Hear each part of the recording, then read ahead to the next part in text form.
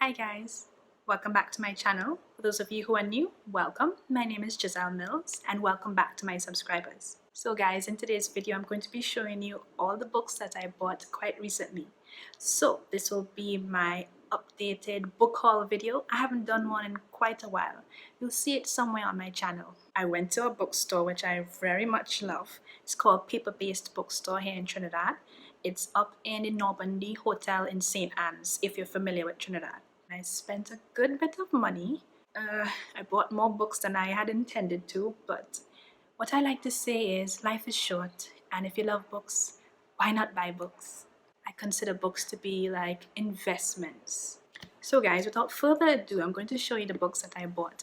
Now, most of them are written by Caribbean authors because, as you guys know, here on my channel, I like to promote authors who are from the Caribbean or those who aren't normally promoted as much as the more well-known popular authors. So 5 out of the 6 books that I bought are by Caribbean authors, and I'm very pleased with that. I will definitely be doing a review video on, if not all, at least most of them, so I'll let you guys know about them. So first up, let me show you. This is Golden Child, which is written by the Trinidadian author Claire Adam. This book is about a man who's looking for his missing son, and along the way he basically learns truths about Trinidad culture, and he has to make some sacrifices, and he learns about the nature of love. I've seen it around a lot and I've decided, you know what, let me give it a try, let me see what it's about. I think it has such a beautiful cover, but besides the cover, I think the story will be intriguing, so I want to check it out. This is also on my October TBR, so if you haven't watched it already, I'll put it down below in the description bar. Another book I picked up, also by a Caribbean author, is this one called Land of Love and Drowning by Tiphanie Yanique. I hope that's how you pronounce her name. I've never heard of her before, so I thought, again, the cover was quite beautiful and interesting. And she's also an author from US Virgin Islands, St. Thomas. So when I read that, I thought that was quite a unique fact because I've never read any books by authors from the US Virgin Islands, especially St. Thomas. So I picked it up and I was like, let me give this book a try. It's set in the early 1900s. So it seems to be a historical fiction novel, and it seems to be about family, love, and tragedy. So from the blurb at the back of the book, it says that it follows one island family through 60 years of fathers and daughters, mothers and sons, love affairs, curses, magical gifts, loyalties, births, deaths, and triumphs. Set against the story of St. Thomas, it is a gorgeous, vibrant debut. And I absolutely love historical fiction, so I'm sure I'm going to love this one. At least I really hope I'm going to love it. Let you guys know what I think. Next up, we have a novel called The Yard, written by Aliyyah Eniath, who is a Trinidadian author. Now, I've never heard of her before I picked this up as well. So I picked up this book and I read the summary at the back, and it's set in Trinidad and Tobago. It's about a girl and a boy, so it seems to be a nice little love story. It seems to be a tale about young love, but apparently young love which is doomed because of the cultural differences between the parties. I like romance, especially when it's done right and when it's intriguing, and this seems to be an intriguing story because the main characters are from an Indo-Muslim background. Here in Trinidad we have very many diverse cultures, and this book will be representative of the Indo-Muslim culture. And I'll read to you guys a little bit from the back cover blurb. It says, "It's a moving story of love and redemption set in Trinidad that exposes the fault lines in Indo-Muslim culture as it explores 3 generations of a family who move from being indentured laborers to wealthy business owners." I've never read a story featuring such characters, and I can't wait to read it. I'll let you guys know what I think about it as well. I think I'll definitely be doing a book review of this novel. I will be reading this very soon. The next book I picked up, or one of the many I picked up, is called The Farming of Bones, written by the author Edwidge Danticat. Again, I never heard of her before I actually picked up this book. I mean, I've heard her name, but I've never read any of her books. And besides her name being very unique, I wanted to know what her books were about. So in the bookstore, there were many of her titles on the shelf. So I asked the owner of the bookstore to, help me pick one which would be the best one for me to start off reading. So she recommended this one. She told me it was her favorite. So based on her recommendation, which I trust, I bought it. Now it's about a girl who's from Haiti, a Haitian young woman who lives in the Dominican Republic. It's set in the early 1930s. Now, the author Edwidge Danticat is a Haitian author as well. It was published in 1998, so I'm very much late to the party, but better to be late than absent, right?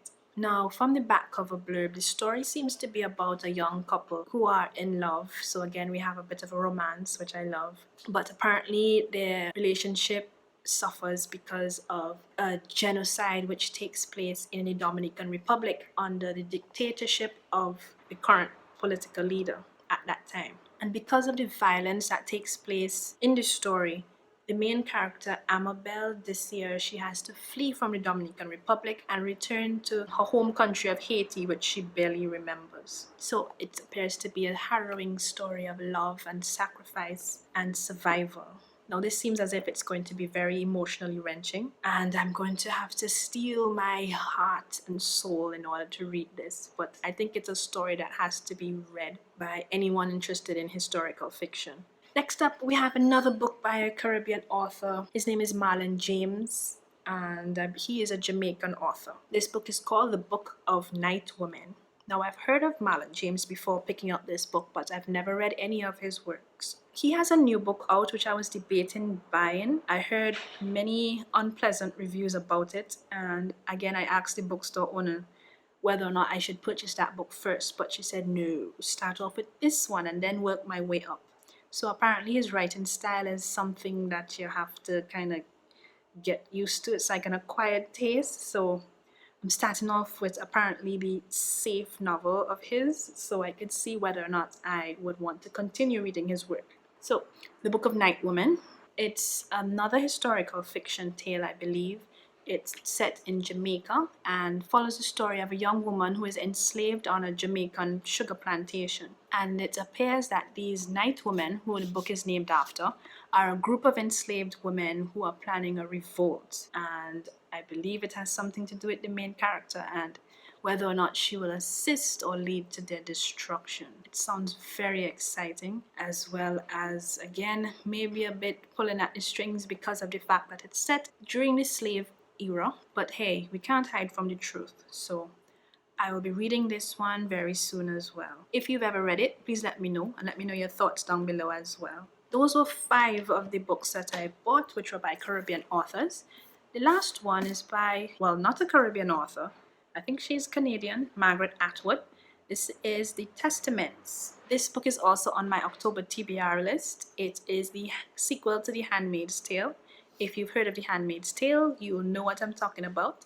So it's a dystopian novel which is set in a fictional country called Gilead, which basically represents the United States, sometime in the future, where women are basically subjugated and treated like basically mules because they are surrogates for their masters, and they're forced to bear children for them because their wives are apparently infertile. So these women who are handmaids, they have to, as I said, bear children and be basically servants in their master's houses. So I read the first book, The Handmaid's Tale. I thought it was intriguing. I heard that a sequel was coming out and I was very much looking forward to getting it. I'll definitely be reading this one very soon. It's the first one I'll be reading for October, and I'll also be doing a book review of it as well. So guys, that's the end of my book haul video. I hope you enjoyed watching it. I believe I will have to put myself on a restricted budget, guys, until I get all these books read at least. So you've seen my book haul and 5 by Caribbean authors. If you've read any, please let me know. If you're interested in reading any, I'll see if I could put the Amazon links below so you could go and check them out. So guys, thank you so much for watching. If you're not subscribed already, please do so. Just click that red button so you can join my community. And when you finish, click the notification bell as well so you'd always know whenever I post a new video. You can also follow me on my various social media accounts. I'm on Twitter. I'm on Twitter very, very often. I'll put the link up here as well as down below. I'm also on Instagram and Facebook, and I also have a website, which is gisellemillsbooks.com. So guys, thank you so much for watching, and I'll see you very soon. Bye.